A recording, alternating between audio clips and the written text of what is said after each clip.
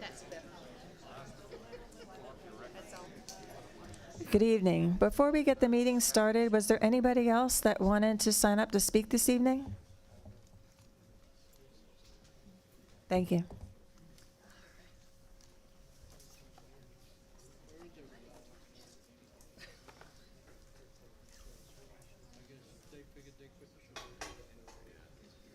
I do. Just have you. It's you. I can't believe it gave it to me. That's so funny. Good evening. I'm going to call this meeting to order. Ms. Carter and Mr. McHugh is on their way here. They are stuck in traffic over in Wilmington because of the president's visit, but they are on their way. So the meeting's called to order, and I asked everybody if they will to please stand for the pledge. I pledge allegiance to the flag of the United States of America and to the republic for which it stands, one nation, under God, indivisible, with liberty and justice for all. Thank you, and if you don't mind, will you put your phones on silent, please? All right. Do we have a motion to approve the agenda? I make a motion to approve the agenda. Second. All in favor of the motion? Aye. Aye. Any opposed? Motion carries. Okay, I'll now open public hearing, fiscal year 24-25 budget hearing. Mr. Hollis. Yes, ma'am. Council, we have a short presentation tonight on the budget. The proposed budget is a $50 million budget. General fund is $46 million, PAL bill at $1 million, and building inspection is $3 million. One nation, under God, The proposed budget with liberty revenue and justice looks for like all. this. The majority of the revenue comes from property tax and sales tax, as well as fire fees. You do see some other monies there, loan proceeds, interest income, and then some miscellaneous revenues as you go down, totaling up to $46 million. The budget balances the $46 million. The majority of the money is spent on public safety, police, and fire. Over 35% of the budget is that. The debt service, just under $6.5 million. You can see the other items there going down through the budget.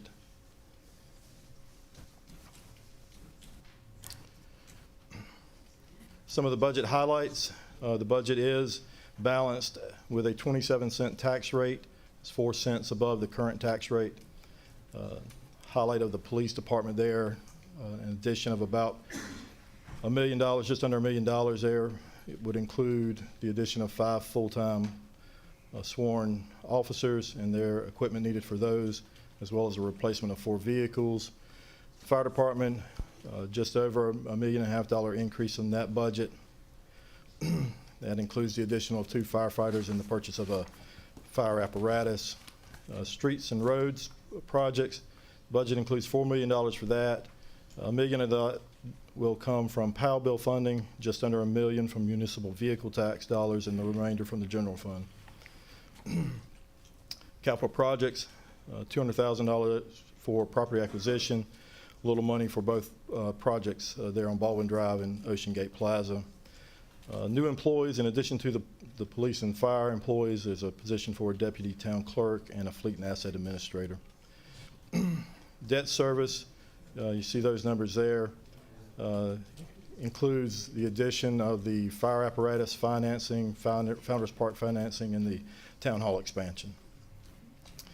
If you look at the property tax increase, what the cost is to the property taxpayer, someone who has a $400,000 house is looking at an increase of $160 per year, or about $13 a month. And that's the presentation. Thank you. Yeah. All right, Sabrina, we have a sign-up list. Yes. Our first speaker is Roy Lettieri. As each person comes up, to the podium in the center in front of the dais. Please state your name and address for the record, and each person is given 3 minutes.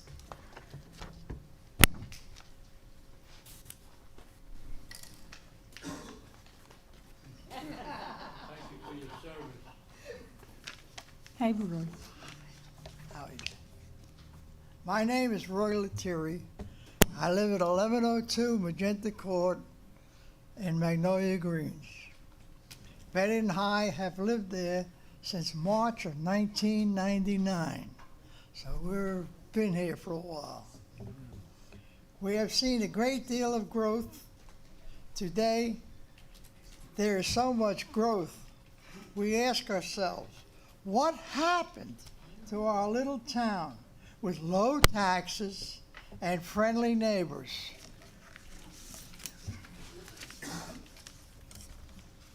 Growth is good, but not at any price.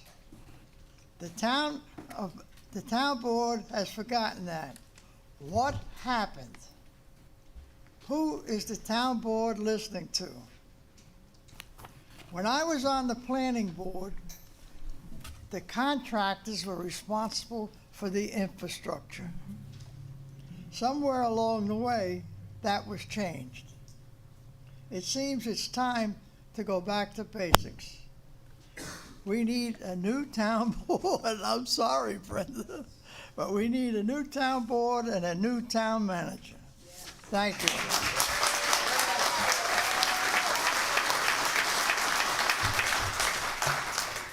Richard Dixon.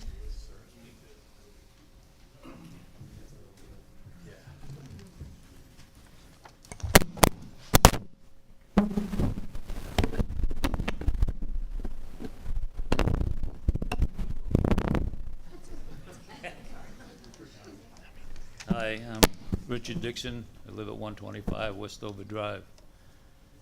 And I'm sure you all heard enough ridicule and stuff right now to last a lifetime. I just think that,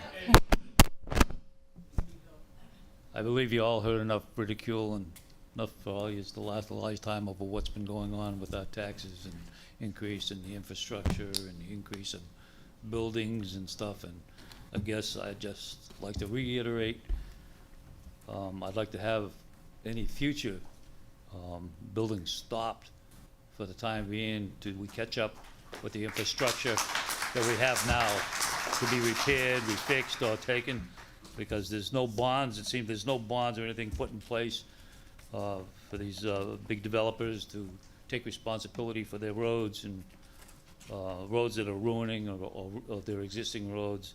And there seems to be no supervision on how they're going about their developments. There's, you know, they're coming in without, you know, they start a project. It seems like everybody's in a rush. So, oh, let's get this in here in a hurry instead of, okay, let's look, you know, the people, the butters aren't being notified. Nobody's coming in for a hearing as to what's going to go on in there. And nobody knows, and nobody's being reviewed on what's going to go in there and how it's going to take place. Instead of, you know, there should be things put in place like, you know, okay, maybe we need to put a construction road in. You know, so the people that are living there already can get around and through your existing new construction, but nothing's being addressed for the good of the people and the surrounding people around these developers, and the wetlands and everything are being taken over by all these developments. They're being allowed to fill in wetlands. You know, I've worked in numerous states, and you know, you're only allowed to go 1,000 feet off the roads to fill in wetlands. And now, just up by me, I mean, they're filling in wetlands. I live off of Basin Street. Basin Street means there's a basin there. Part of the Sturgeon Creek comes in there. During the storms and hurricanes and whatnot, that's all, allows it all to be filled in to keep the village road and whatnot, the people downstream from flooding. Now that's being filled in over there. When I called and asked about it, they says, well, is that a man-made basin or is that an existing basin? I says, well, it's a natural basin, existing basin. They says, oh, well, that's okay. As long as it's not a man-made basin, they're allowed to fill it in. with no supervision. Who knows where these materials going in? This is a construction, people going in there and they're just filling in at will. I've called the DEQE, they hung up in my face. I've called Duke Energy, they're filling all under the power lines here into this basin. Thank you, Richard. And, there's just no supervision. Thank you. We need to slow down a little bit until we catch up with all these existing Thank you. buildings. Doug Field. Good evening. My name is Doug Field, 2882 Pine Bloom Way in Leland.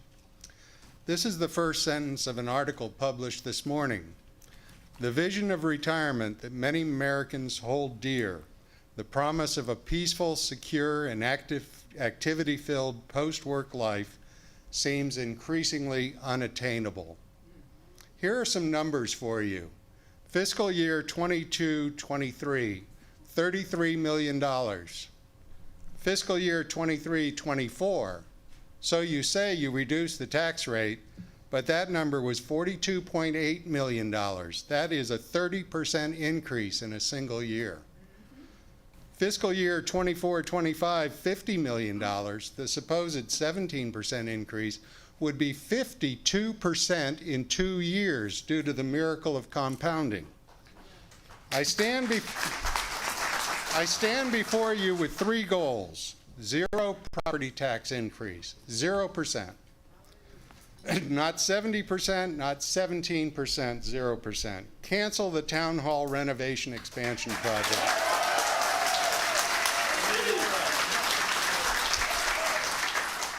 Just the 1-year debt service on that white elephant would buy a Cadillac of a fire truck.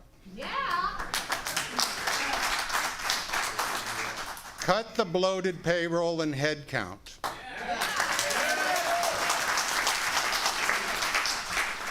This council and the staff do not have widespread public support for annexation. You do not have overwhelming support for an entertainment venue, a stadium. You do not have overwhelming support for buying land. You do not have overwhelming support for expanding the town hall and hiring more people. You do not have overwhelming support for increasing the effective property tax rate on some homeowners more than 100% in 2 years. Why? Because you were elected to serve the people who call Leland home. You were not elected to serve absentee landowners and land developers.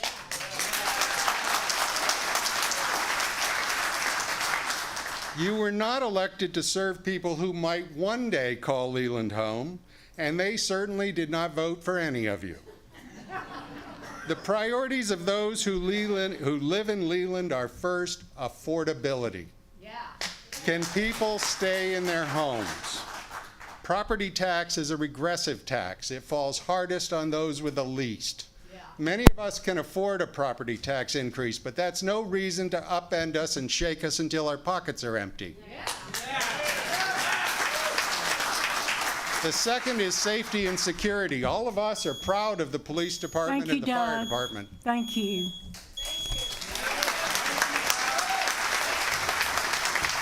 Bill Keim.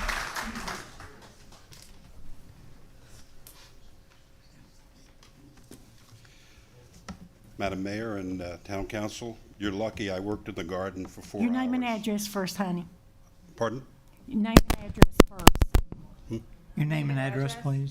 Oh, I thought you knew me by now. I'm Bill Keim, 7100 Muskerry Way. I'm sorry. I told you I worked in the garden. I'm shot. My wife is angry at me. The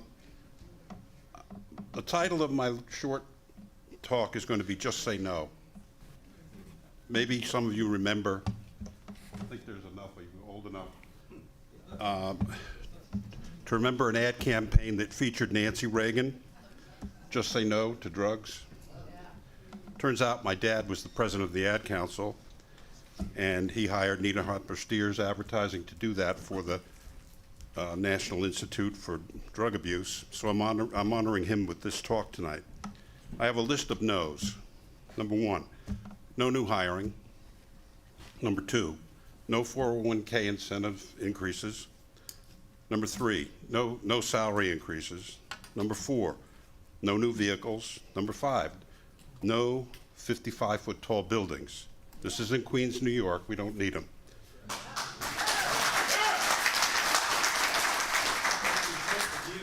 I have nothing against Queens. My parents were both from there, but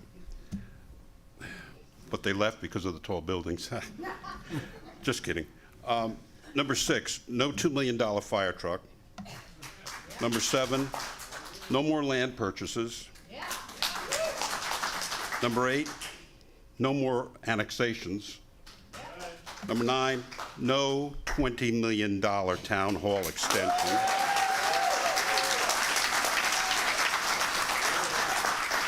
Number 10, no more developer incentives. Number 11, no tax increase at all.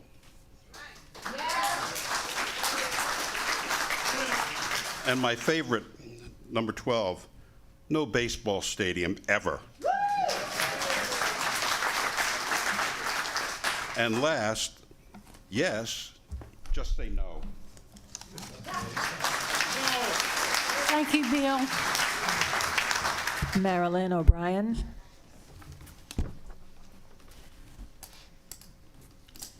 Hi, I'm Marilyn O'Brien. I live at 2049 Simmerman Way in Leland. We, the citizens of Leland, have proven now that we're not willing to sit back and just trust council to do the right thing for us. We've kind of awakened the sleeping giant, or in my case, the protest of the 60s, but I missed it back then. But, for one thing, people are upset about climate change. All of a sudden we're going, well, it's not wetland all the time, but maybe it's wetland some of the time, so we'll build it up on stilts. And then we wonder why the insurance is going up, and, we're doing stupid things. Like, let's build it out in the middle of the river there and call it just part of the time. Everybody here is well aware that the town is growing, but there's a lack of smart growth. There's a lack of all this clear cutting going on, which we know is bad for the environment, but somehow we let it go. They're building lots of multifamily buildings. One wonders where all these kids are going to go. My daughter's a teacher up at Belleville. Belleville's full. Town Creek's full. The 2 high schools and junior or middle schools are full. Where are you going to put them? You got to put them somewhere. And we're not being proactive in advance and going, well, maybe we should have some land somewhere that would be a good idea for these kids to go. Because I'm honest, and I don't think growth is going to stop. But I do think kids are going to continue to come. Also, during the stadium, which nobody wants to talk about, they talked about building another healthcare facility. Well, I don't know if you looked around here, but there's an awful lot of people with gray hair. My father used to call them Q-tips because you could see their gray hair, if you're driving behind them. Another Q-tip. And I want to know one thing. We all know Shreveport nixed, forever killed the stadium. There's a lot of similarities between the feasibility study, the amount of money that they were supposedly going to spend, and Shreveport, who's bigger than us, flat out called it dead. When are we going to do the same for Leland? Thank you, Marilyn. Dr. Fred Eckhauser. Thanks, Sabrina. I'm Fred Eckhauser. I live at 1665 Shore Park Drive in Leland. I am neither a budget expert nor a politician. However, like my fellow citizens in Leland, I am concerned about fiscal mismanagement of our tax dollars. For example, can you explain why in the budget proposal for 2024-25 and years thereafter, not a single citation is tied to a specific action item in the Economic Development Strategic Plan? Also, please tell us where the budget expenditures, whether the budget expenditures for 23-24 accomplished relative to the action items cited in the economic plan. Were our expenditures wise and cost-effective or profligate? These are troublesome and vexing questions because we don't want to repeat mistakes of the past. The language in the economic plan is political fruit salad that contains vague references to ambiguous plans. You cited survey-based desired outcomes from 853 respondents, which included, and I quote, smart managed sustainable growth, capacity roads, maintaining a small town feel, clear action steps for implementing short and long-term goals, fiscal responsibility, and an analysis of developmental impacts. That's a quotation. Based on the lack of response to any of these surveyed priorities and outcomes, we can only surmise that they were a smokescreen that you had no intention of utilizing to assess our community's economic health and well-being. Ironically, people like yourselves falsely believe that history will look back on you with gratitude for your community service. Unfortunately, your collective hubris oversteps the boundaries that most of us live by, including morals and values such as integrity and honesty. Our community representatives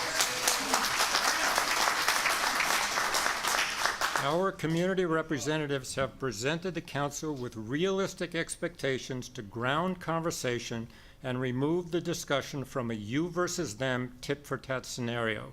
These are clearly cited in the Economic Development Plan, and you have completely ignored them. You have thusly forced us to face our demons, and we are prepared to do so. You have repeatedly heard our short-term objectives, so I won't repeat those. Our long-term objectives include fiscal restraint, thoughtful policymaking that aligns with the community, inclusion, and university-accepted moral standards such as honesty and integrity. You have collectively violated our trust and basic fairness principles, both of which threaten the stability and sustainability of our community, and you continue to take actions despite the discontent they cause. Confucius said that the superior man understands what is right.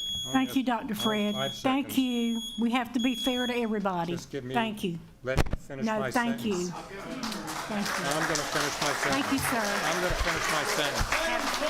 Please have a seat, sir. Confucius said that the superior man understands what is right. The inferior man understands what to sell. Please stop trying.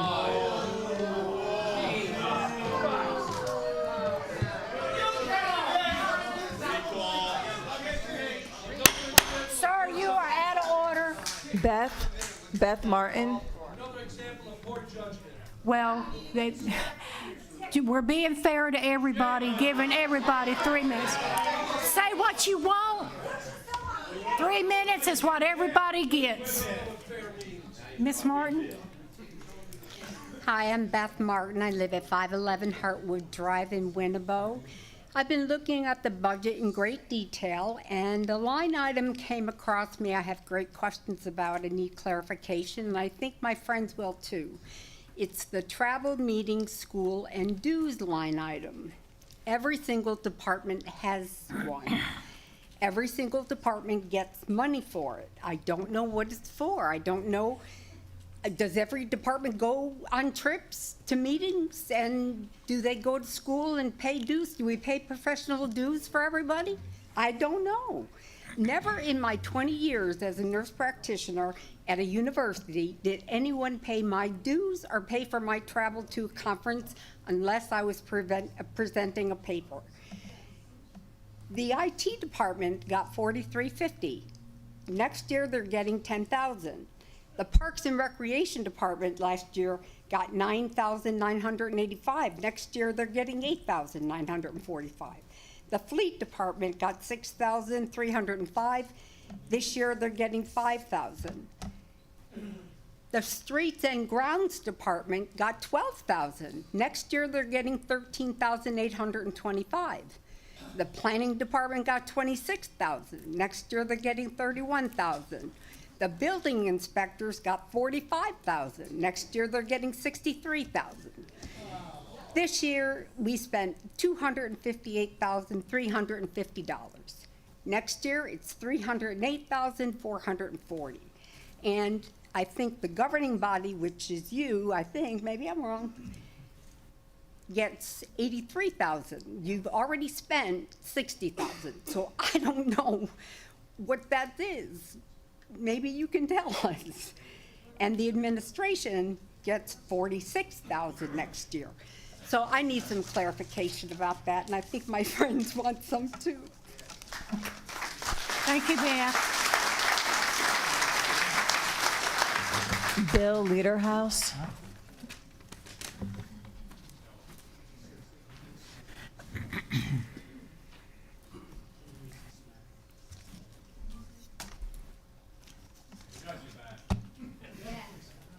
Bill Leaderhouse, 5061 Stony Point Drive. First of all, I'm going to say something that Dr. Phil used to say. What were you thinking? You got all these people out here. They wouldn't have been here tonight if you guys wouldn't have started this raising taxes last year and this year. You spent close to $650,000 to get drawings made up for an expansion that you didn't bother to put it on a voting to see if anybody wanted to do it. You spent another $30,000 plus or minus to find out if we wanted a baseball stadium, which nobody wants. You could have had almost 3/4 of a fire truck by that time. Yeah. Stop wasting our money. This year, nobody gets an increase in their pay. It's time to start cutting some payroll here. This fellow that's sitting over here, you should get a deduct of at least $100,000 out of his pay and lose his 2 cohorts that work with him. Yeah. And that'll give you the rest of the money you need for the fire truck. Stop wasting our money and listen to what the people are saying. Now you got a crowd out here, and they're going to be coming every week to listen, to find out what you guys are doing. And did you really want that? Do you really need this abuse? I don't think so. Thank you. Thank you, Phil. Nicholas Newell.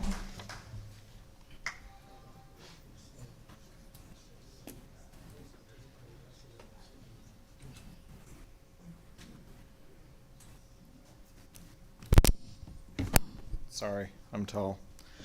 Nicholas Newell, 2089 Blue Spruce Drive.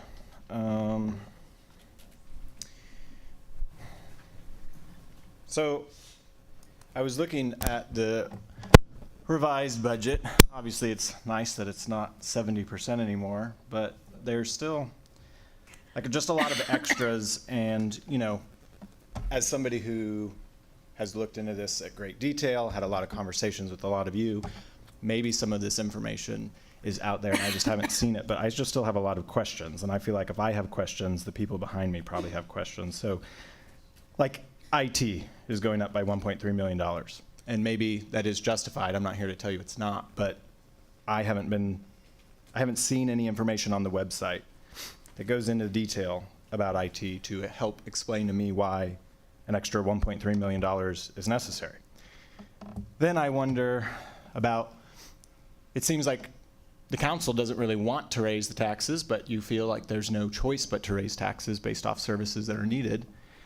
And when I look at the budget, I don't feel like I'm seeing concessions being made in terms of just about every department has increases to the salary and wages line. I'm assuming that those are personnel additions rather than increases to salaries when I look at the amounts. Maybe we don't need extra personnel in those departments as of right now. When I look at like fleet facilities and maintenance, and I see the Dodge Durangos that are outside, I wonder why we are not looking at cheaper options like the Ford. What's the new little Ford truck that's out? Those are they're $20,000. So I don't know that planning department needs to be driving around in $40,000, $50,000 Dodge Durangos. The police department, I'm not worried about their vehicles, but I'm talking about other town employees. There are cheaper options that we could be buying. In terms of a town hall expansion, have we explored options like working from home or renting another space until we really have, the town hall expansion doubles your office capacity. Do we have the employees that are going to fill every single one of those offices the day that that's built? I'm assuming not. So maybe that's something that we push down the road. And I can understand that, the farther we push something down the road, costs go up, and that's probably something being taken into consideration. But, when we're looking at how can we reduce the budget and save money, something like working from home or buying cheaper vehicles or maybe reassessing a $1.3 million increase to IT, you've made work and progress, but I still think that there's more work that can be made. Thanks. Thank you, Nick. Rhonda Florian.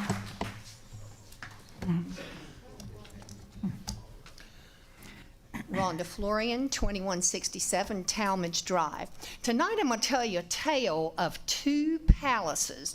The first one is in New Bern. It was built in 1766 when Governor William Tryon decided that he wanted a centrally located government building in New Bern. So the North Carolina legislature authorized £5,000, but he didn't think that was enough. He told them that it would be, to build it in the plainest manner, would cost at least £10,000. So he started taxing the colonists. Well, boy, the colonists did not like that because they were already overburdened with taxes. Throughout the colonies, that building was widely recognized as a monument of opulence and extravagance, extraordinary in the American colonies. The colonists resented it so much they named it Tryon's Palace. The resentment over this palace and its taxation was a major catalyst in the War of the Regulators, which is a war that lasted of one battle, the Battle of Alamance, in which Governor Tryon was soundly defeated. He was trounced, and I'm proud to say that my 6 times great-granddaddy was fighting in that battle. Because of the unpopularity, Governor Tryon got transferred to New York, and his replacement didn't fare much better because the colonists seized the palace and they ran him off. Now, we've got another palace that's going up. Well, part of it's already here. This town hall was constructed at a cost of $10 million, and we are still paying for that construction loan. And when it opened in 2015, Mr. Hollis declared that the new facility would give room to grow. But here we are 10 years later, and we want a $20 million expansion. For what? The debt service last year on this loan was $1.6 million, and this year it is projected to be $2.7 million of all of our tax dollars. You've already spent $652,000 on architectural plans that none of us wanted, but it was our money, and you're advertising for construction bids. It's going to have 60 new offices, which we don't need. But what I'm going to say to you is, think about the people that you're squeezing to pay for this, people who are going to lose their homes, people who are struggling to feed their families. And remember that in our country, we have a grand tradition of fighting against unjust taxation. Thank you, Rhonda. Nick Cherisaro.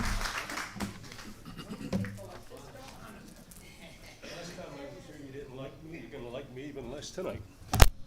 Good evening. I'm Nick Cherisaro, and I reside at 1131 Lily Bridge. The roads in this area are a mess. You say that the state assembly controls the developers, and you cannot do anything to force them to repair the road damage that they have made. My question to you is, have any of you contacted either Mr. Raybon or Mr. Eiler to get an exception to this through the legislature? I know the answer. Have you done it, Mr. Hollis? No. Back in 2019, this body increased taxes by 25%. In 2023, last year, you used a revaluation to increase taxes by more than 30%. Mine went up 42%. Now, less than a year later, you want to raise taxes again? I say no increase. In fact, you should decrease some of last year's increase.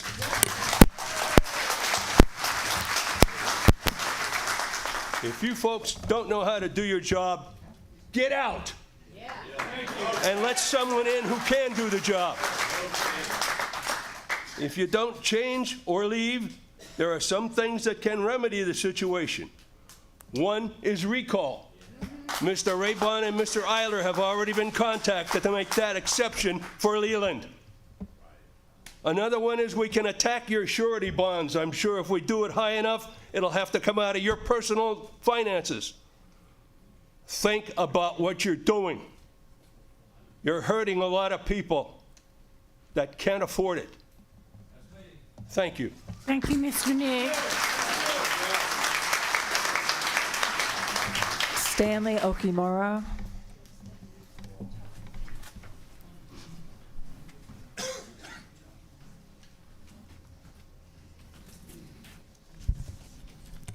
Stanley Okamura, 1202 Lilybridge Drive. Thank you for this opportunity to speak to you as you prepare for your budget workshop next week. I have been here for 5 years and just flabbergasted at the hodgepodge of annexations, growth of new business, new developments, home construction, and congestion. I am totally opposed to this rapid, uncontrolled growth. Growth is not progress. We need well-managed, cost-controlled growth. Uncontrolled growth comes at a huge cost to the residents in taxes, affordability, and quality of life. Inflation has been brutal this past couple of years, 30% or more. And the town of Leyland got their 30% inflation tax increase last year. You should easily budget within that windfall. Instead, it seems you have told your town manager to dream big. We will reward you with a huge pay increase, increase pay and benefits for the staff, hire more people, design and build an annex to this palace so we can hire even more people to fill the annex. Get us a costly baseball stadium to bring heavy traffic congestion, and it might turn out to be a costly white elephant, leaving residents with an eyesore and a huge debt. Why can't we be more like Belleville, with a small, reasonable 6,000 square foot town hall? Instead, we have a town hall of 50,000 square feet, and you want to build a $20 million annex to it?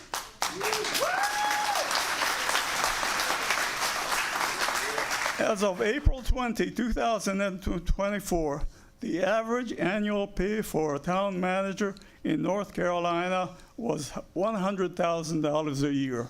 What are we paying our town manager?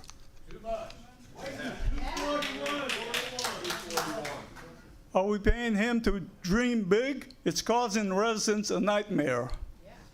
I was totally underwhelmed with this age-friendly strategic plan open house last week. Looked like there were about 5 Leyland staff members and 4 AARP members, and only 4 residents attended. How much is this costing us to staff? And they missed the most important element in this plan. It's to make living in Leyland affordable for all ages by keeping taxes reasonable.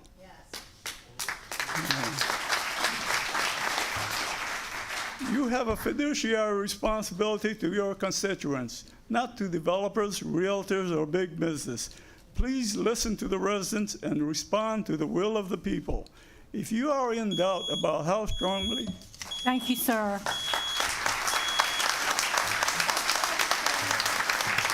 Mitch Fetterman.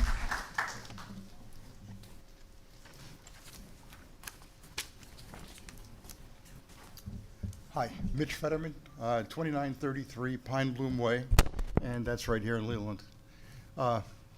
Folks, we've been meeting before, and you've heard this before from me, and you've heard it everybody else tonight. You've got a vision to make this a city, and we want to keep it a town, all right?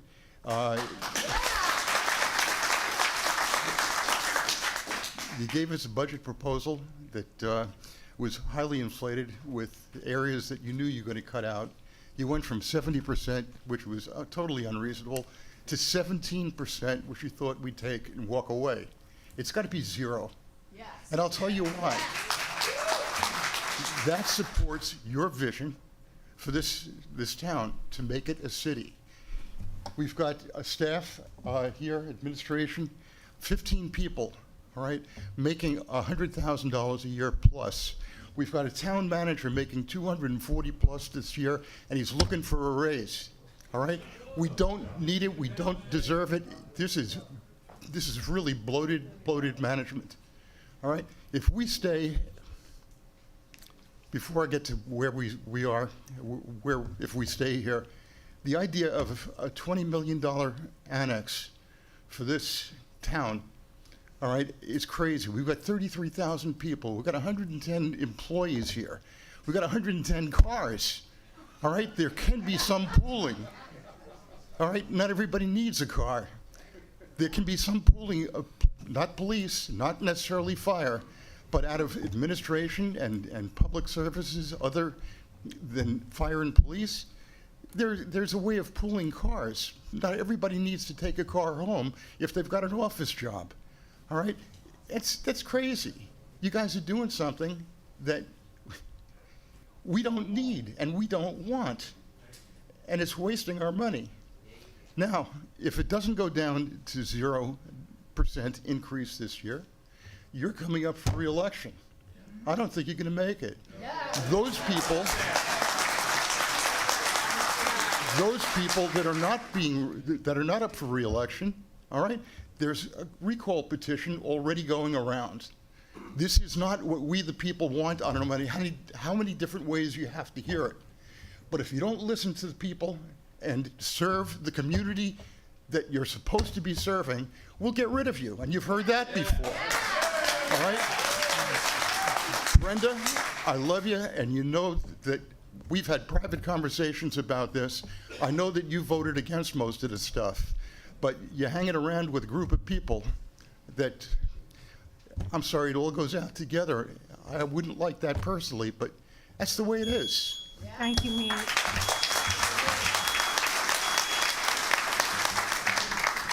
Barry Breitenbach.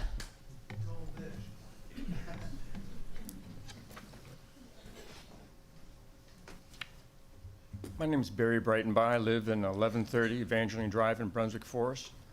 I came here to play golf and to drive around in a nice small town. Then all of a sudden I get a letter last year saying my property taxes went up 40%. I went down and called the town hall to say, okay, who did it? Town council? How do I register to run? Well, we closed the registration the same day we mailed the letters out. So we couldn't run against you. So then I started getting into politics, going to Republican Club, going to districts, all that stuff. Now I'm the national rep to the Republican thing. And my wife goes, how can you do that? You saw it. Know your audience. I gave a speech that I knew would get me elected. Everybody else was just talking about how loyal they were to the Republican Party. Once you start talking about being action-oriented, you know, and I want to run for office, all of us here are smart. You guys are smart too. But once I started doing my Airborne Ranger, West Pointer in Delta Force, stopping people from coming to the United States to do business here, we can get elected. Now, no one's electable till not this year, next year in October. You guys have spaced out these tax increases so that you're hoping to hit us now, and then next year at this time, you'll do a zero budget then and think we're okay. We know your audience. We are going to come and take these jobs. All of us will be behind them. Thank you, sir. Angelo Garzario.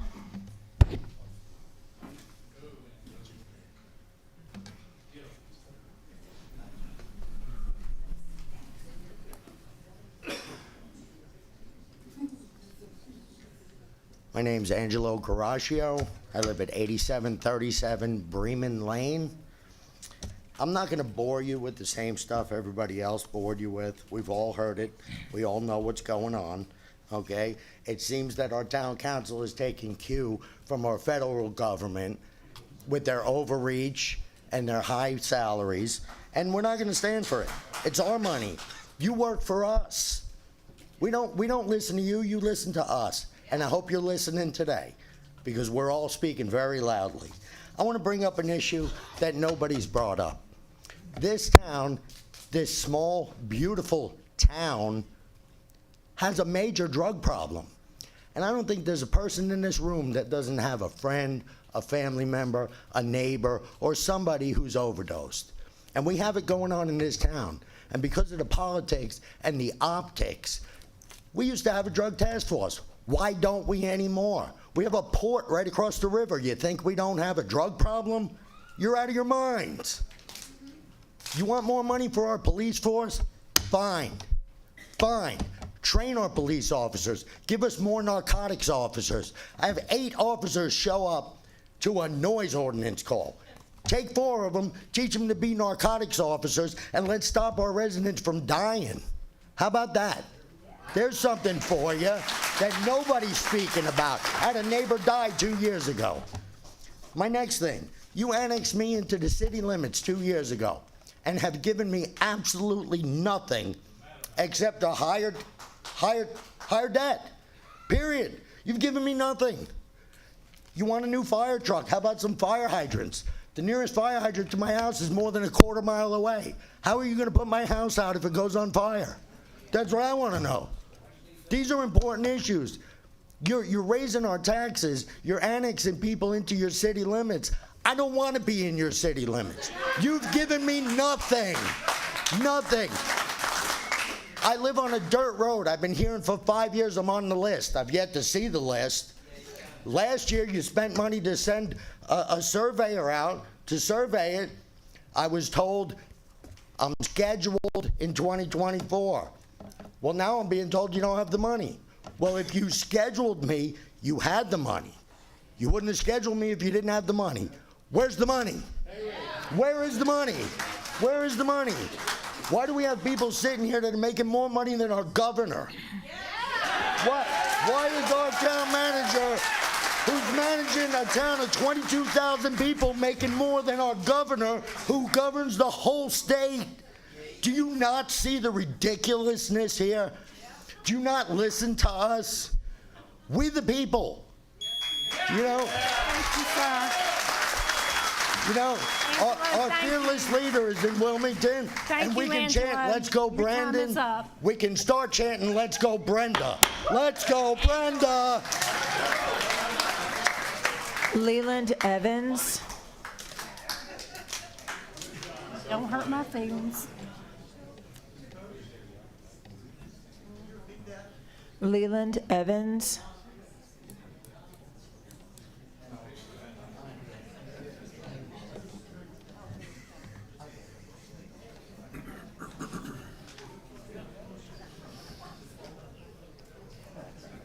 Hello, hello, hello. I'm Leland Evans, 2611 Hippie Drive. What in drive, sir? I'm Brunswick sorry. Forest. Anyway, last time I was here, we spoke about fiscal irresponsibility. This time we're going to talk about defunding the town of Leland. Fund the cops. Fund the fire department. And thank you for everybody that Mr. Evans, please talk into the microphone. Oh, they can hear me. Well, the they can hear tape's me. got to pick it up. Okay, anyway, thank them all for wearing, they got the memo on the shirts. Now, people have already spoke about irresponsibility with money. I remember a little while back, a little fight over H2Go. Was that a huge waste of money too? Does anybody remember that? Yeah. That should never be forgotten. So, I'm gonna be short and sweet. Doc, do you want to take my time? You sure? Anybody? Wow, can't give it away. Okay. Anyway, I appreciate the police. I appreciate the fire department. You guys are great. You have to change. That's all I can say. Have a good evening. Thank you, Mr. Evans.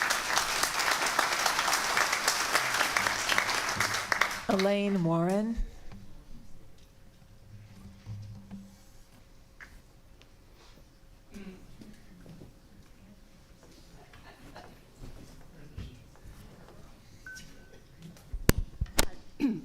Can you hear me okay? Get a little closer. There you go. My name is Elaine Warren. I live at 9828 Sturgeon Drive Northeast, and I've been living here for the last 22-plus years. I have a few questions for you. In the years since the inception of the growth of Leland, do you really think that you have made positive improvements for the town?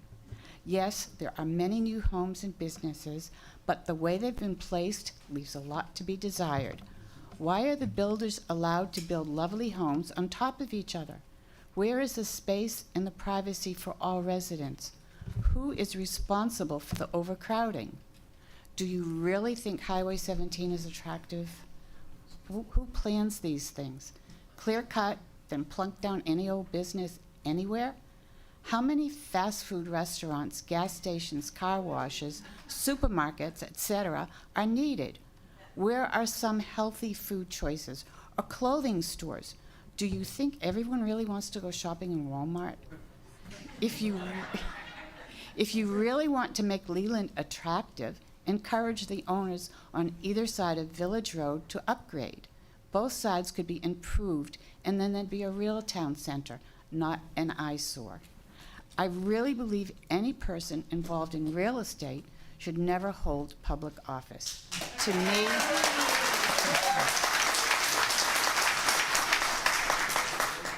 me, it's a conflict of interest. And yes, I am against any tax increases. Speaking as a frugal old Yankee, you have to do a lot better with what you've got. Yeah. Just look at this town hall. Lots of empty spaces could be utilized. Thank you. Thank you, Eileen. Kathy Short.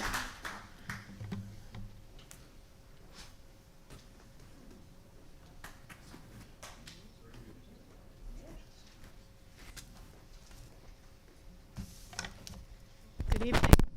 Can you hear me okay? Mm-hmm. Okay. Kathy Short. I live at 3853 Mapleville Lane in Leland. That's in Brunswick Forest. Honorable Mayor and Town Council, thank you for allowing me to speak today. Prior to retiring in 2019 and moving to the wonderful town of Leland, I was a hospital administrator for 42 years at academic medical centers. I developed and managed multi-million-dollar budgets, and therefore myself and a group of other Leland citizens got together, and all who are well-versed in multi-million-dollar budgets, together we reviewed the Leland town budget, and we have some very strong suggestions and many questions. As tax-paying citizens, we deserve to have our questions answered before the budget is finalized in June. Now, some of these suggestions came up from others. Obviously, all of us are thinking alike as far as the suggestions go. But the number one suggestion would be to freeze hiring for 2024-25 until our tax issues are resolved. No $20 million addition. That is foolish. Yes. Totally foolish. When we built hospitals, we would never build a hospital building without having the funding that we needed, without having to impact the citizens of the towns in which we built. No increase for mayors and the town council. Raises only for frontline workers and limited to 1% to 3% increases. We don't need a town manager, an assistant town manager, and a deputy town manager.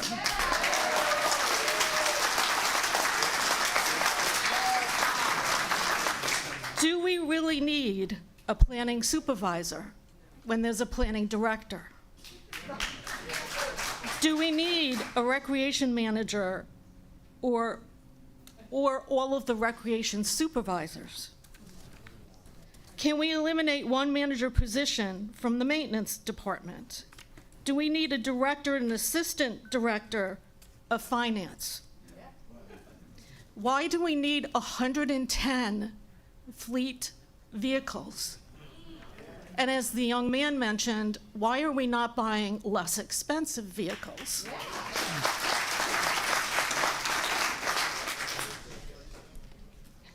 One person came up and talked about the travel expenses. The travel expenses are totally ridiculous. Thank you. Thank you, ma'am. David Gandy.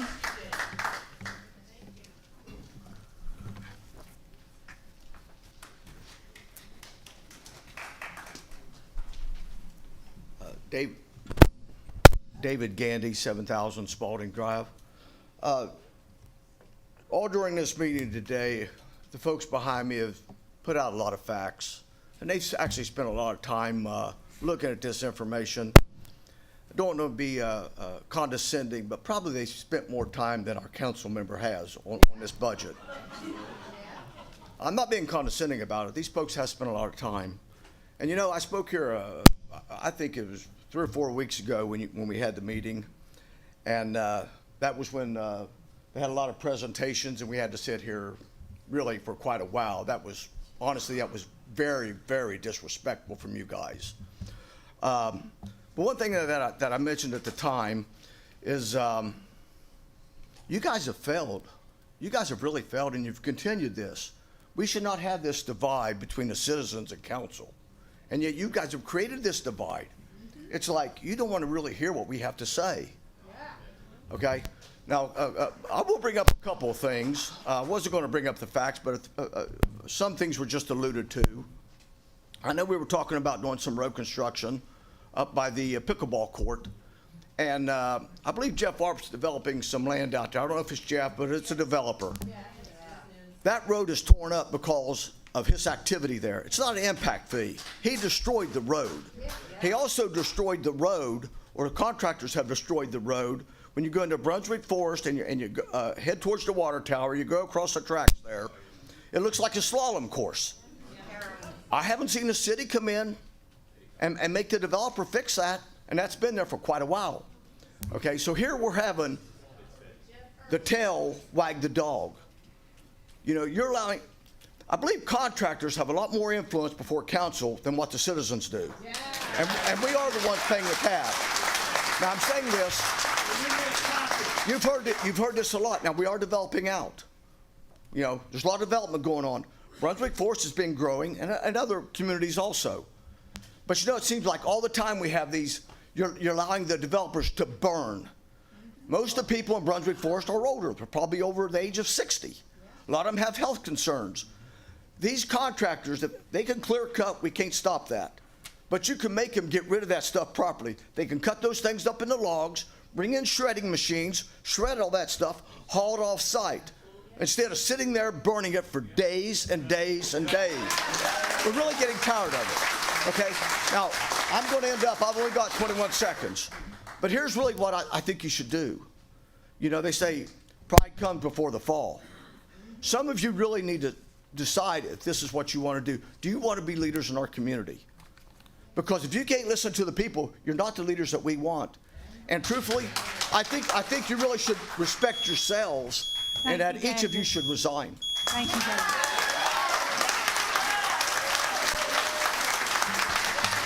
Joseph Napoli.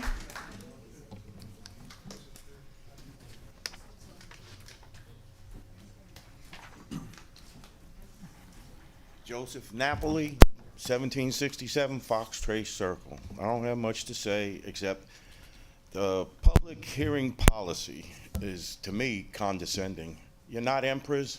We should be able to ask a question. I have several questions, to be honest with you. And the only other thing I really have to say is I agree with everybody here. There shouldn't be no increase. And if I'm not a member of any political party, but if any of y'all are Republicans and propose a 70% increase, they ought to kick you out of the party.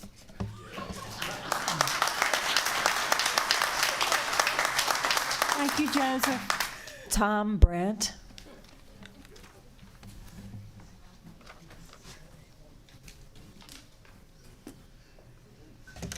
Tom Brandt, 1478 Cape Fear National Drive. Third time, I'm going to ask it once again. 401k contributions to all the town employees. It was glossed over during the presentation. I put in my 401k. I didn't get any contribution from other people because I had my pension that the group added to. So I'm just saying you don't need to do it unless it's contractually required.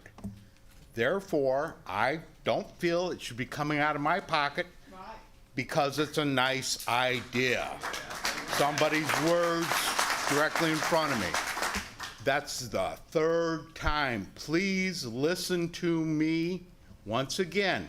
It's not required. You don't have to do it. I didn't see it cut out, but please think about it.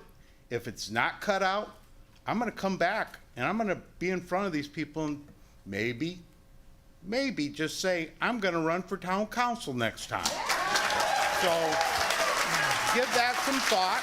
I also talked to you about all the vehicles. If people are taking vehicles home, we used to have to pay for commuting charge. If we got a vehicle, if we were lucky enough to get a vehicle to take home, we were usually in charge of a carpool. And then people that carpooled together had to pay the expense from point A to point B, from their house to work. I don't know why people need a vehicle. It's a small town. We want it to remain a small town. We don't have a city plan in my head. That's why I moved here. I can move again. And I just really think you guys should listen to the people that are here. I have yet to put on one of these nice bright orange shirts, but I kind of agree with their idea. I did get a money tree. It hasn't produced any funds, but I don't think that it's going to produce a 17% increase or the following year, 0% because we're up for election. But think about that. You really don't need what you're asking for. You got over 30% last year. The town's growing 10% a year. Grow your tax base by 10%. You don't need 17. You don't need, did you really look at the chart that came out? It was going like this, then it went up like this, then it went up like that. We can't afford it. Thank you. Thank you, Tom. James Russell Lee. Great pledge of allegiance. Thank you. Surprised we had enough people. Come on, sir. My name is James Russell Lee. I'm 2028 Welcome Court. I'm not going to stand up here and I'm not going to tell you what you've already heard, as well as everyone behind me has heard it over and over and over, which comes to mind. If you've heard it over, over, and over, why haven't you done anything about it? You sit there with your poker faces, and I can understand you hear these people come up and talk all the time, and you hear the same old thing, and I can see where it gets there, but it's not getting there, okay? Now, I moved here in 2015. I retired from the military. I wanted to come to a small town. I could have gone to any other small town in the United States, but I came here because I liked it, because everybody was nice and it's a small town. Growth is inevitable, though. When you put it out there that we're a great place to live, this is a great place to live, growth is inevitable, and it's going to happen. But it's not going to happen by taking the people who live here, turning them upside down and shaking every cent out of them. As well as you people over there, sitting over there on the side, you're not escaping this talk either because you're not in front of me. It's for all of you. Now I want to tell you something. This country is in turmoil right now, and you're compounding the problem. Why do you want to do such a thing? This is your country as well. If you were sitting behind me and you were looking at someone across there beside yourself, someone else, put yourself in our shoes. Just for a moment, think about it. It's not hard. You spend more mind power making a cup of coffee than you do thinking about what needs to be done the right way. Just think about it. Do the right thing. Rework those numbers. Now, I know everybody wants a zero. You know, you always ask for twice more than you get. But man, the number right now is not the number it needs to be. We need firemen, we need police officers, and we need these damn roads fixed because it's worse than an Alabama lumber road. And you probably ruin your vehicles running over it. You're going to an emergency call, a police officer busted that gun tire or a rotor or an arm or a shock absorber. Same thing with an ambulance. Fix the roads. Help us. Help you. Thank you. Thank you, James. Matthew Brennan.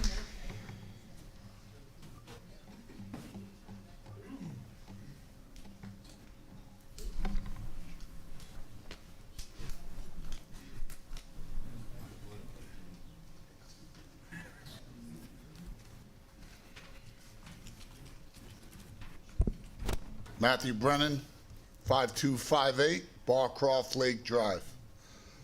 Madam Mayor, members of council, thank you again for, this will be my second opportunity to speak.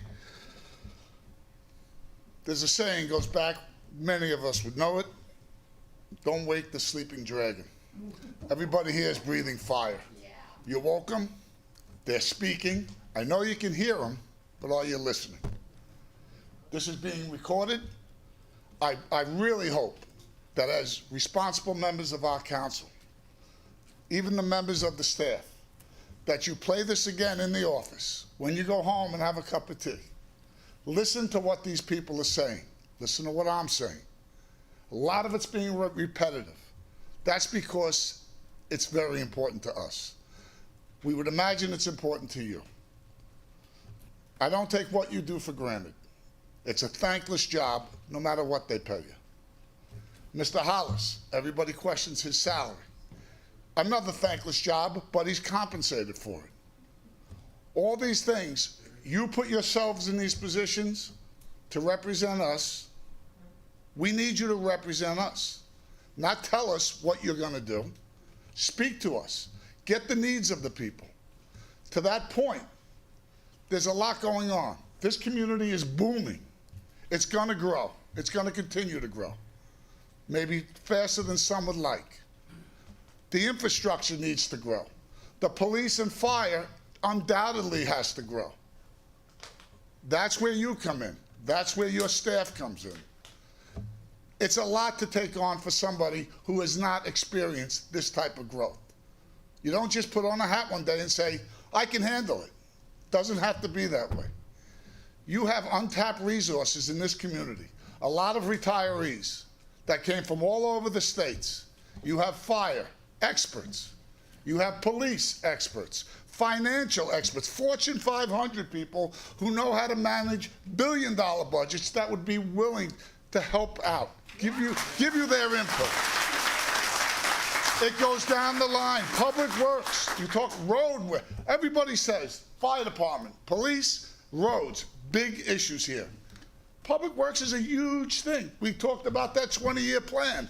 Last time I asked, how about a 5-year plan for the fire department and the police department? One that doesn't exist.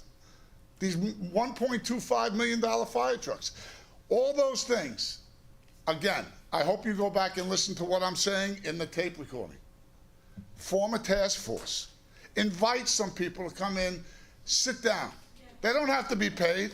They would love to give you their opinion, their advice, their experience. And maybe, just maybe, that could help the staff. Thank you, Matthew. Thank you. Thank you.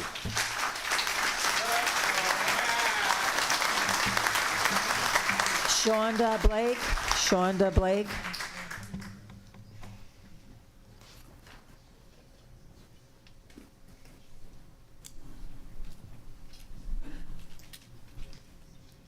Good evening, Council. My name is Shonda Blake at 258 Haywood Court in Leland. I came to the council last year about the budget, my concerns, and I approached about how the inflated budget was a concern. At the time, the council members decided to continue on with the tax increase, seeing as how the town was expected to grow.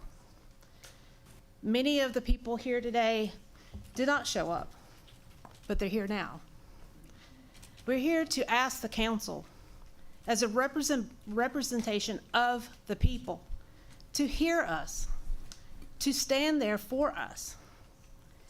We have questioned about your morality, about your stances. Last year, after the budget was passed and the council decided to increase, we also had the town go out and buy land, property, off 133 for $5.5 million. I have yet to hear anyone mention that, but I wanted to bring that here today. If we were in such dire need of finances and funding last year, there should not have been a purchase of a property. How enticing it was. I have concerns about us having interest with developers. Wilbur and Mary Earp, Funkston Farms, as many people know, had 232 years in their property. They had hoped to pass it on to their children, Denise and Jeff Earp.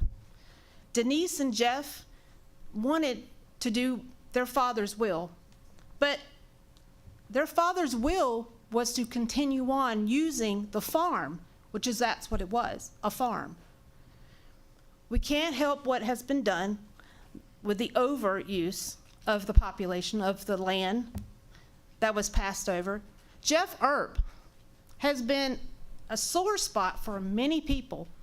He has been the one with his company and the developers that he concesses with to ruin the roads that we see off K. Todd Road, Brunswick Forest, and other developments. My parents, I had spoken to DOT this week. My parents live off on a road that was labeled a cart road for years. Leland annexed 2 developers in, building 400 homes. That road has yet to be fixed. It has been well over 20 years since the last time that road was even paved. Thank you, Shonda. Please review who the people are and who you represent. Janice Cyrus. Janice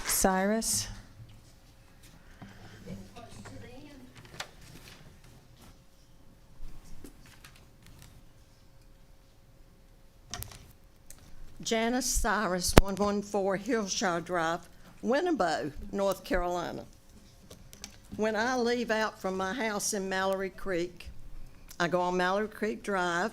If I go to the left, there's a new subdivision going up slowly, but this week they built a house or a building. I don't know what it is. Then you go the roundabout. The next subdivision has been a house going up every day. I mean, they're getting bigger and bigger, and they're going back further and further. Now, if I leave the house and I turn to the right, I would go down Mallory Creek Drive, and I would be at the River Road. I went out there a week ago Wednesday, and I got my granddaughter from her daycare, and I brought her back. And when I got back, the trees were gone. It was totally cleared. And people were complaining that they lived right beside where the clubhouse is. The townhouses were there, and there was nothing behind them.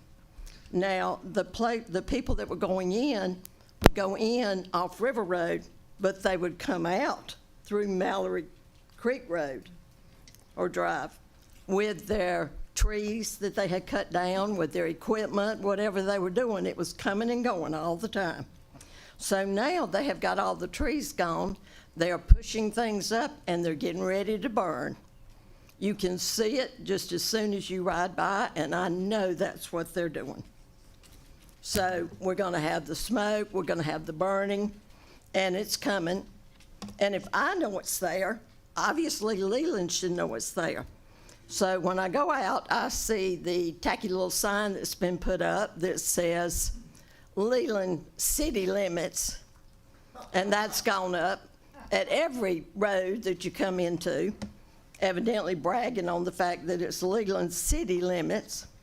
So with that place that they've tore the land down, everything off the land, my understanding is there are going to be 99 townhouses and 110 houses.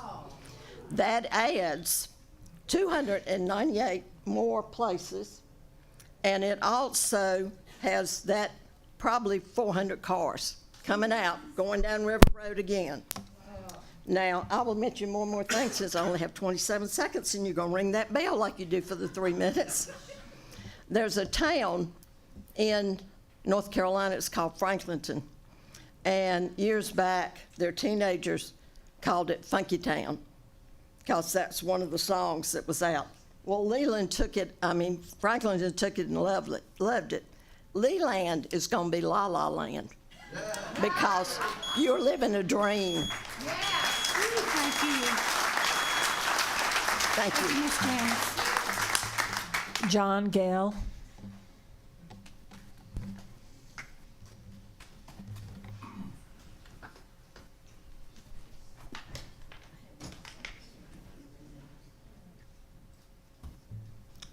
My name is John Gale. I live at 2024 Chartwell in Leland.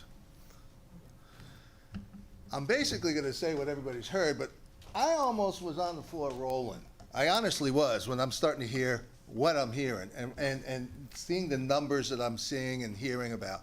You know, assistant directors, assistant deputies, et cetera, et cetera. 3, 4, 5 deep, probably making $70, $80, $100 to $120,000. Keep going. Okay, bottom line is, where I came from, you had a commissioner, and maybe you had an assistant if they were running the whole town, but you didn't have 3, 4, 5 layers deep. You certainly didn't have 110 vehicles. And if they did, as we've heard so many people say, which are reasonable and thoughtful individuals, then guess what? You get a cheaper vehicle, okay? Especially for the lower levels. And there are lower levels. They can't all be chiefs. You can't all be chiefs, okay? So the point of the matter is that you're spending tons of money that shouldn't be spent. And if you're going to do that, then assign the value to each and every person that's riding it. You know, those cars are worth 15 grand a year. By the time you do gas, by the time you do maintenance, by the time you do insurance, put it on their salaries. Because that's the way it's done in real business, okay? That's number one. Number two, you know, we talk about, oh, well, next year you guys are just going to stop and have a zero increase. It's not a zero increase. You had a 30% last year. Whatever you do this year, if you do anything, if you hold the line, it's still a 30% increase. It's not going away. And if you do it next year and say, we're so great, we're such good stewards, guess what? No increase again. It's still a 30% increase from the county on 100% valuations. It's not going away. Now, if you tell me, no, you know what, next year we're going to drop it by 30 because that's fair. That's a true zero increase from 2022, right? But the reality is that it's never going away. Even if you tout it as zero, it's always going to be there. And we know that that's not going to happen either, because there's going to be something else that's going to come up that's going to need fixing or purchasing or raise increases, et cetera. And you're right, no more 401ks. I run a business. I fund people based on their performance, not on an entitlement. Okay? And based on what I'm seeing and what I'm hearing and the depth of the bench, you're way out of line. If I was running this business, I guarantee you I'd save 30% right off the top. No question. No question. You know, and I also think, and I've been getting in a lot of trouble with this, love the police. Love you guys. Really do. Thank you, John. Shifts. Use shifts and save cars. Thank you don't you, John. need 45 cars. Thank you. Stephen Mims.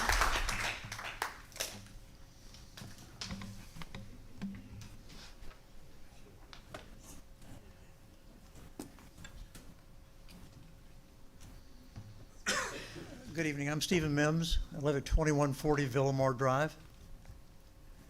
I'm in the unusual position of having people said almost everything I was coming up here to say tonight. So I'm going to try to find something different from my own experience of being in business and having gone through some really serious recessions in the 80s and the 90s, and yet trying to keep that business alive. Budgeting takes real willpower. It takes real guts. And where it starts, I don't know what your involvement in the budget process is, or if you're simply being presented a budget and you're taking all the heat tonight. Feeling real popular, aren't you? But where it really comes from is over here, Mr. Hollis and your department managers, because they're the ones charged with coming up with the budgets that get presented to the town council. Could you have your department managers who are here tonight stand up and be introduced by you? Mr. Hollis? Could you have them stand up and be recognized? Stephen, we will get with you after the meeting, okay?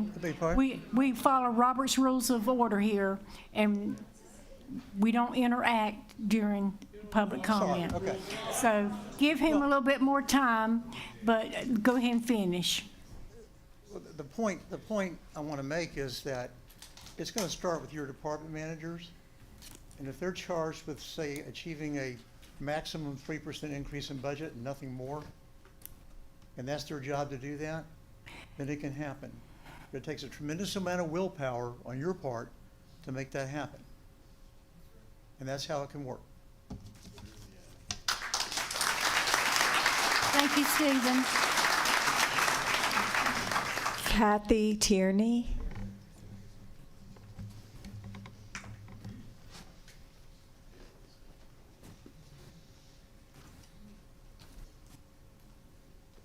Kathy Tierney, 1100 Lilybridge Drive. I'd like to thank my Leland neighbors for their wonderful, considered, pointed opinions tonight, of which I wholeheartedly agree. I would just like to say, I bet nobody in your audience tonight has received percentage increases like you're suggesting for yourselves in their lives. I also want to say that almost everybody in this audience tonight is probably on a fixed income. That's right. The percentage tax increases that you're asking from us is going to bankrupt some of these people. I'd also like to yield the rest of my time to my neighbor Kathy Short, who has extra to do. Oh, I'd like to yield the rest of my time to Kathy Short so she can finish her. We do 3 minutes for each speaker. She has so much more to say. I'm sorry. All right. I'd really love to hear what else she has to say. Well, she's already spoken, and she had her 3 minutes. I'm sorry. Thank you. That's all right. That's all right. Say it again. Mayor, the last speaker is Phil Jewett. I'd also like to yield my time to the fine doctor or our hospital administrator. They've already had their time. You sure you don't want to speak? Okay. All right. That's everyone? All right. Council, y'all got anything you want to add? Are you hiring? We are trying to connect business here, please, sir. Anybody got anything they want to say? I do. Okay. Thank you all for coming again tonight. I want to apologize for my tardiness. Ms. Carter and I went and saw the president speak today, and we rushed out of there as fast as we could to make it, and then, well, I'm blaming him for making me late, so. Come on. We'll take that to another one. I just want you to know that we rushed out and then immediately got caught in the still zone, and I sat for 30 minutes looking at the left turn that I had to take to make it here on time, and it was killing me. Go ahead. So, there's a lot of items that have been brought up. We've heard a lot of questions. And I know there's a lot of items of confusion and some bad information out there. There's a couple of things that I want to address. I'm going to start with the town manager elephant in the room. The average so the North Carolina League of Municipalities is an organization that represents municipalities throughout the state. And they do a voluntary survey every year on salaries. So their average for a town manager is $207,880. So yes, he's above average, but the $100,000 number we heard here tonight is not true. Additionally, I'm getting there. Additionally, they break it down by range. So there were 25 towns in our range that presented their town manager salaries. Mr. Hollis was number 12 out of 25. There were 20 more that presented their assistant or deputy town manager.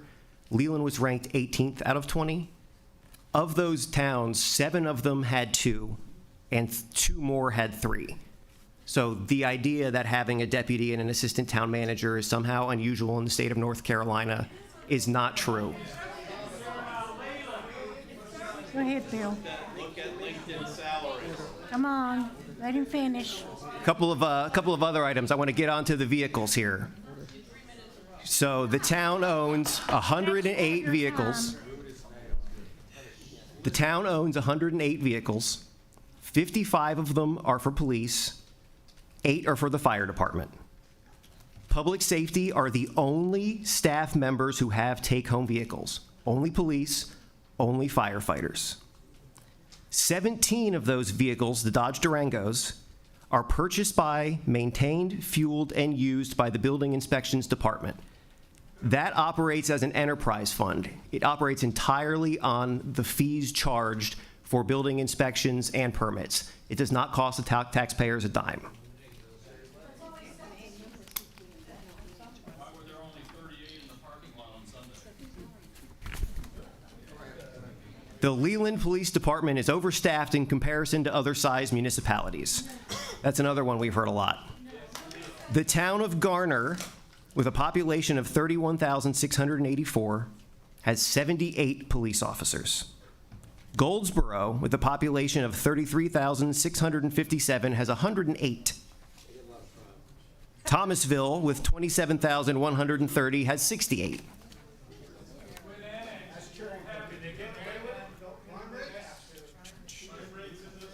Just give me a minute to get through my notes here. Oh, Town Hall, a couple little things here. There is no cafeteria proposed in the Town Hall expansion. There will be no free lunches for the staff. There was a reference previously to an art gallery. The hallway where those chairs are set up, that's where the gallery was. We just displayed some local art there. Now, a lot has been said about this concept of Leland staying a small town, the desire for, to maintain this identity and concerns about rapid growth. And that's something that we have all talked about. Oftentimes when we're faced with annexations, we are looking at things that have come in with, say, vested rights from the county, which means it's going to be built in the county or in the town of Leland. So if it's already in our fire district, our options are to annex it, service it, collect property taxes and sales tax and fire fees, or don't annex it, don't collect any of that, just collect the fire fees and still service the fire department. So oftentimes these are what you could sort of define as a dilemma, and I've got a colorful definition of a dilemma if any of you would like me to give it to you off of the dais. There's one more item on here that I wanted to talk about. So when you look at the current undeveloped property within the town limits, development in North Carolina is by right. If you own property, you can develop it within the zoning ordinances as long as you can pass technical review, as long as you do all the things that are required by the statute. So sometimes you might have to build, say, a turn lane to expand a road, or build, that connection that goes into it, things of that nature. Based on by right zoning today, there could be an additional 30,700 housing units built in the town of Leland. Now, generally, that number ends up being like 50 to 70% because of green space requirements and wetlands and property that can't be developed. But even at 50%, we're looking at over 15,000 housing units. The average home or the average housing unit in Leland houses 2.3 people. So that right there, as we stand, is a potential population growth of over the current population of Leland. And that's what we're trying to prepare for here. So I thank you all for taking the time to hear that. I thank you all for coming in here to speak, but I wanted to make sure to get that information out so that people can understand, you know, some of the things we talk about in the other times. Thank you, Bill. Thank you. Y'all got anything? I got some. One of my core issues is roads, and thankfully, the road in Brunswick Forest between the railroad track and the water tower has been repaired, and it was paid for by the developer. I'm not supporting the developers, but I agree it's not the whole thing, but it's very passable right now. I mean, I go down that road 3 or 4 times a day. Okay. All right.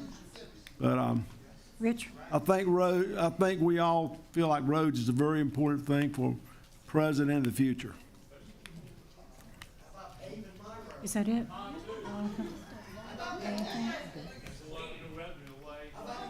Okay, all right. Y'all through? Everybody said what they want to say? All right. Does council want to give any instructions to staff on what to do about the budget now? Do you want them to present it to us next week on the 16th for a vote, or what do you want? You don't need a vote for zero. We'll need a motion to do so. I make a motion that the staff present the budget at the upcoming hearing, or upcoming meeting. Second. Veronica, second. All in favor of the motion? Aye. Any opposed? Motion carries. Do we have a motion to adjourn? You want to close it? Close the hearing? Madam Mayor. Oh, Mayor, yes, can I'm you gonna please close the hearing. yeah. I'll close the public hearing and ask for an adjournment for a motion. So moved. Second. All in favor of the motion? Aye. Any opposed?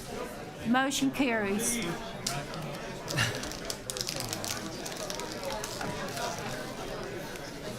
Yeah, it's, Go, Brenda, let's go. I'll go yeah, and home. Brenda. we're trying to figure out better I'll ways